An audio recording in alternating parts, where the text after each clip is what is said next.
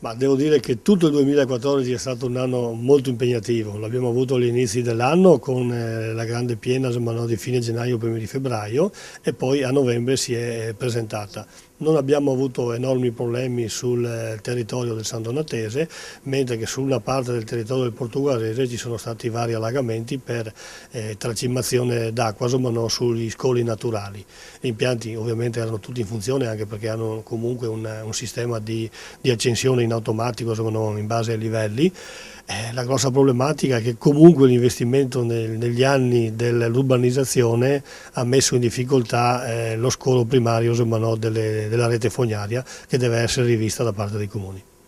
Appunto, parlava prima di manutenzione, spieghiamo ai cittadini qual è il tipo di manutenzione che va fatto. Ma se ci portiamo agli eventi degli ultimi mesi, la manutenzione fosse più in capo no, all'ente pubblico comunale, quindi all'ente gestore, in quanto ovviamente bisogna potenziare il sistema di scolo, cioè quel sistema che recepisce le acque dalle grondaie delle case e le porta direttamente nei canali consorziali e nei fiumi. Insomma.